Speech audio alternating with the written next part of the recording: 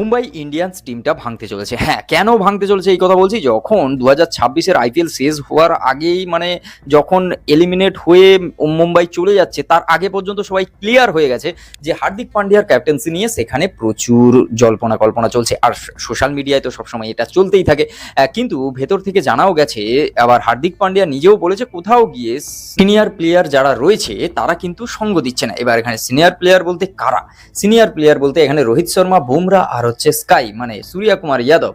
এবার যদি এই কয়েকজন যদি তার কথা না শোনে যখন, তাহলে ব্যাপারটা কি হয়, এবং তিনি এটাও হচ্ছে কোথাও এনসিওর করেছেন যে যখন তিনি হচ্ছে ইন্ডিয়ার হয়ে খেলছিলেন, যারই ক্যাপ্টেন্সিপ হোক না কেন তিনি তার 200+ বাই এফোর্ট দিয়েছে। কিন্তু কোথাও গিয়ে মুম্বাই ইন্ডিয়ান্সে যখন সে ক্যাপ্টেন হার্দিক পান্ডিয়া, তখন কোথাও গিয়ে ক্যাপ্টেন্সিতে সিনিয়র প্লেয়ার তার সঙ্গ দিচ্ছে না। এই বিষয়টা সবসময় সামনে উঠে এসছে। পুরো 2026-এর মুম্বাই ইন্ডিয়ান্সের টিমে এই জিনিসটা তো দেখা গেছে। কিন্তু এখন সোশ্যাল মিডিয়া থেকে উঠে এসছে যে হার্দিক পান্ডিয়ার পরে এখন স্কাই মানে সূর্য কুমার যাদবকে নিয়ে যখন হার্দিক পান্ডিয়াকে যদি ক্যাপ্টেন্সি থেকে সরানো হয়, তাহলে অবশ্যই ডিজার্ভিং ক্যান্ডিডেট হচ্ছে তোমার সূর্য কুমার যাদব বা বুমরা। কিন্তু সে জায়গা থেকে তাদের না হয়ে এখন এমআই দেখছে যে তিলক বর্মাকে ক্যাপ্টেন্সি দিতে পারে। এবার তিলক বর্মাকে যদি ক্যাপ্টেন্সি দেয়, তাহলে সূর্য কুমার যাদবকে কোথাও গিয়ে তার জায়গাটা বেছে নিতে গেলে তাহলে তাকে হয় কোনো টিমে যেতে হবে বা অন্য কোথাও দেখতে হবে। বিষয়টা এরকম। তার মাঝখানে আবার কিছুদিন আগে হঠাৎ Mumbai Indians Instagram handle unfollow করে দিয়েছে হচ্ছে তোমার স্কাই, আবার তারপর ডিপি চেঞ্জ করেছে। আবার সেই বিষয়টা নিয়ে আরো জল্পনা তুঙ্গে। তাহলে যদি স্কাইকে যেতে হয় তাহলে কোন দিকে যাবেন? অবশ্যই যেতে চাইলে ঘরে ফেরার একটা বিষয় আছে, মানে কলকাতা নাইট রাইডার্সে যেতে পারেন। আবার যদি হার্দিক পান্ডিয়ার কথা বলা হয়, অবশ্যই হার্দিক পান্ডিয়াও হচ্ছে কলকাতা নাইট রাইডার্সে যেতে পারে।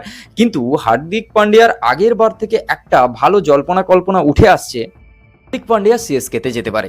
এবার দেখার কে কোন দিকে যায় কি হয় সেটা 2-4 মাসের মধ্যে আশা করি অনেকটা সিওর ভাবে বলা যেতে পারে। কিন্তু আপাতত আমরা যদি আফগানিস্তানের সিরিজের কথা বলি, সেখানে কিন্তু ভারত জিতে গেছে, ঠিক আছে।